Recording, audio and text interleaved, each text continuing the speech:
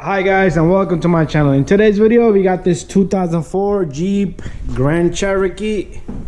All right, this is a 6-cylinder 4.0, and we're going to be replacing the front brake pads and rotors, but I'm sure you guys need specs and a whole bunch of other information. But anyways, I'm here to show you a complete job here.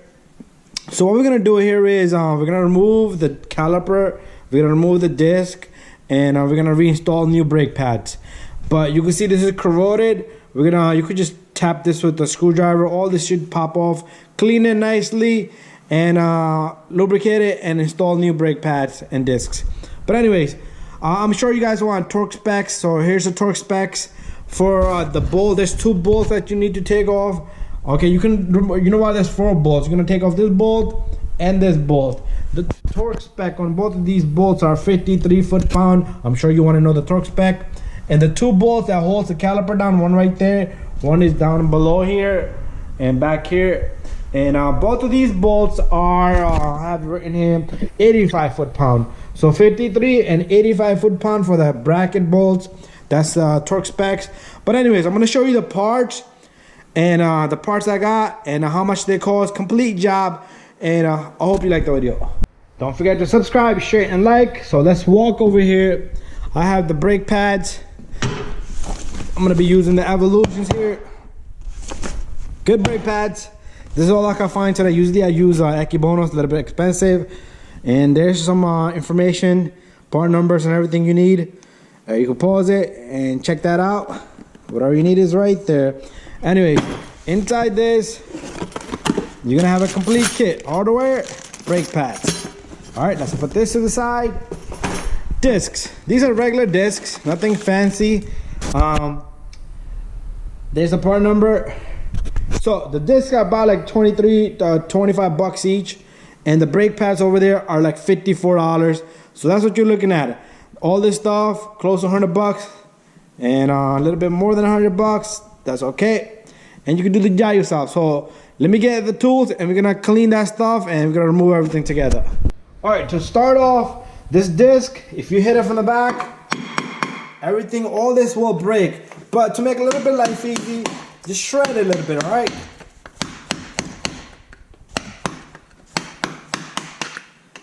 This is salt and dirt and debris. Over time, it gets locked up in there. Let's turn this guy.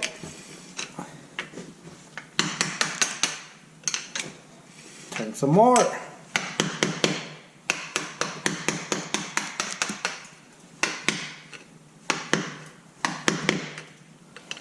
And that's about it. And after that, we can just tap it out of there. So now what we're gonna do is, if you leave the key in the ignition, you can turn this fella just like that. See, my steering locked. I have the key, but it still locks afterwards. But anyways, I'm gonna remove this and remove this. I'm gonna get tools. I'm gonna impact all this. But if you don't have impact tool, use a good pry bar or leverage, a lot long leverage, meaning long ratchet. Okay, and we're gonna take this and put it up on the top. Okay, so I got my impact gun ready here. This is 17 millimeter. Just fit the size that fits your vehicle. That comes out. If these are jammed up, you might want to look into torching them, but I wouldn't recommend because you got brake lines here. Sometimes they're jammed up or thread locked a little bit. All right, so then we got that out. And we're gonna pop off this caliper. Sometimes the caliper will just budge like that. If it doesn't, use the pry bar from right here or up here to force it out. And I'm gonna go get something because it does not want to come out that easy. All right, so I went and got this small little screwdriver. So what you can do is you can use this to push the pistons in a little bit, and that will give it a little bit of free play. And right in the center over here, I just don't want to damage the caliper seals or anything like that. So once you push against it, this thing is gonna come off, and you can just rest it right here. Make sure it doesn't drop. If you have strap ties or if you have a bungee cord, and you can hook it up right there. But just take it easy. All right, and after that, let's remove the brake pads. And on brake pads, you can use this little guy. There's the brake pad. It still has a little bit of life on it, but it's gotta go. All right, there's another brake pad.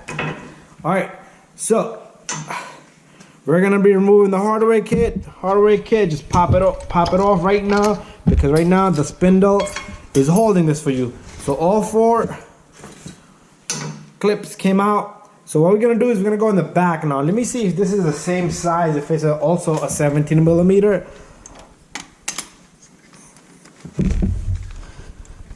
Nope, it might be 18, so I'm gonna check it out and I'll get back to you in a little bit. Okay, so it's an 8 millimeter. I have an 8 millimeter socket with 3/8 of reducer from a 1/4 inch drive. This is a 1/4 inch swivel here, so it's reduced all the way to 3/8. All right, so I'm gonna impact both of these bolts. Just be careful with the line here, the ABS line. Okay, the ABS line. I do not want to damage it, so let me just get it out of the way. I remove the ABS line from right there. Notice this angle is critical, and this angle is not something so easy to get to. So you might want to, I might end up using a ratchet.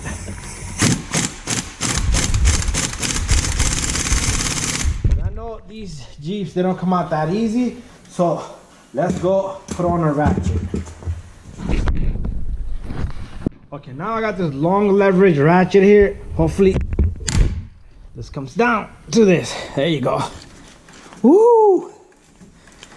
All right, I'm gonna loosen this up pretty good, and then I'm gonna try to impact the bottom one because I don't want to kill myself. But if you need to do it like this, you got no other option. All right, let me see. Maybe I could do this one too from down here. All right, here goes nothing. Oh, let me not kill myself here. All right, so I'm gonna go get my impact gun again. Okay, here goes nothing. With the reducer on, I removed the swivel, and the camera face down a little bit. Woo! Nah, that ain't coming off. I'm gonna have to use a lot of force. Let me put the camera to the side, guys. I'm gonna use my ratchet to do this, but the camera is just on my way. All right, guys, so I took this bolt off and I used the impact gun. I'm sorry about that. I used the impact gun with the direct impact socket. Let me show you. So this is the socket I used. It came out pretty easy, but like I said, these are not easy to take off, but this will have to come off no matter what to get to the brakes.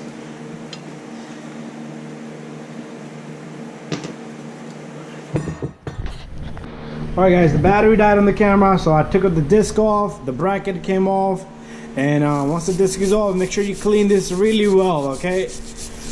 Buff this really good. If you have a wire brush, I like to use wire brush, okay? As long as there's no like uneven surface, it's nice and smooth, okay? So I'm gonna leave it there. It looks pretty good. Alright, try to get where the cap bracket's gonna sit, and what we're gonna do is, if you want, you can put a little bit of greasing over here. So that's what I'm about to do just about now, and then we'll continue. Okay, so a little bit of greasing on the surface here. You don't have to go crazy, just enough.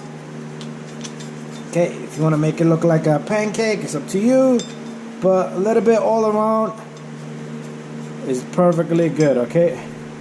And don't put a lot of either, okay? Big chunk is no good either, because it's gonna splatter out anyway.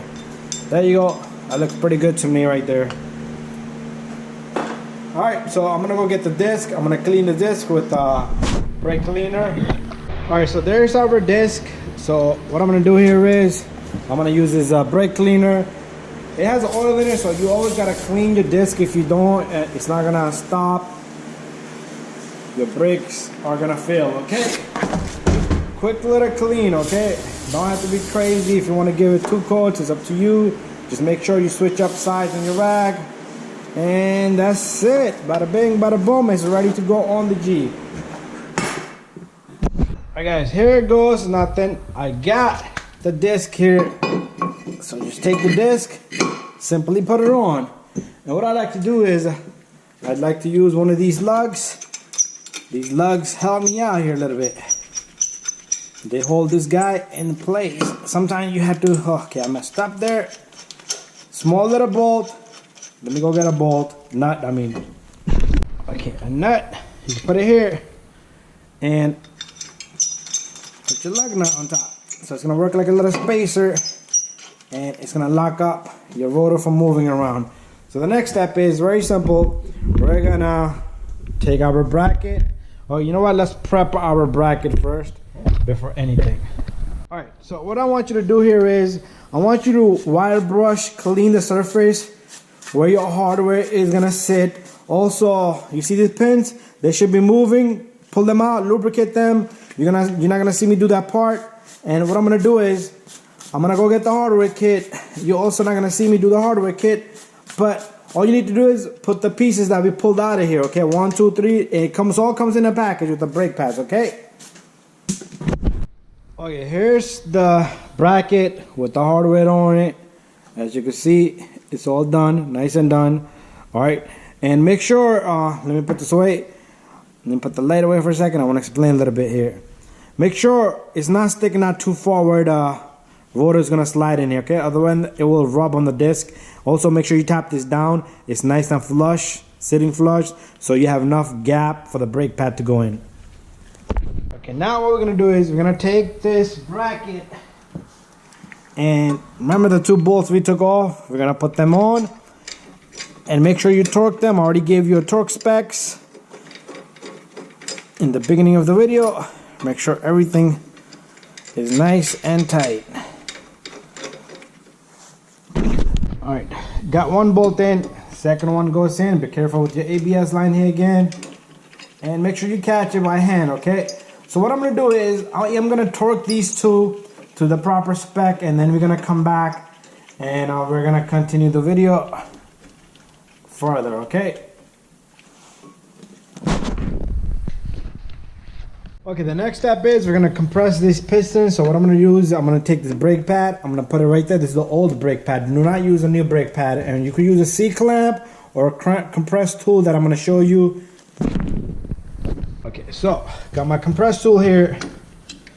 Sometimes your caliper will not go in smooth, okay? So make sure your caliper is smooth, it's not hard. So in this case, it's a dual piston. You could use 2 clamps. What I like to do is I like to switch, compress them a little bit, one, and then move on to the next one. Sometimes one piston will go in, but the other one won't go in. But in this case, perfect. Nice and smooth, all right?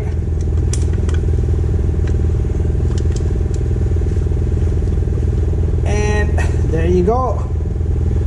Got them both in, bada bing, bada boom. All right, so what I'm gonna do is I'm gonna go get the brake pads, and we're gonna install the brake pads on next. Okay, the next step is us putting the brake pads in. So there is this brake wear indicator sensor here. You can install that. Usually I would install that on the top or bottom. So if the rotor turns in the back, and I would give it right here, okay, in the bottom. So I want to put it on the inner brake pad in the bottom, okay? Because once it goes to a minimum point and that disc turns backward, it's gonna make a noise. All right, that looks good. And now we can simply just take this and put our brake pads in. You notice how I got the brake pads in without any crazy force, meaning I did not hit it and tap it, and they're freely moving. If your brake pads are not freely moving, you need to do something, take care of it, and make sure you file it here a little bit here and there. But anyways, let's come out a little bit here, and we're gonna put the outer brake pad right there. And it should go in easy like butter, okay? Just had to move it a little bit so it was hitting the hardware there. But there you go, got the brake pads in. Bada bing, bada boom. After that, we're gonna put this caliper on. My battery is very critical, okay? So take this caliper, put it on, put the 2 bolts in, and tighten them to torque them to the proper spec. All right, but I'm gonna end the video here because my camera is to a critical point and it's gonna die any moment. And there you go, you guys figured out how to do the brake job on this Jeep Grand Cherokee. And you got the torque specs and part number and how much the job would cost. So again, the 2 bolts, one goes here, one goes there with the caliper on. Just slide the caliper on and make sure you connect this ABS line back together where it was at. Thank you for watching. Don't forget to subscribe, share, and like. All right, I'm sorry I couldn't capture whatever I wanted to capture, but there you go. Everything is nice and tight. Make sure your line is nice and straight and the ABS line is in. Thank you for watching again, and don't forget to subscribe, share, and like, and don't forget to take off this lug and everything.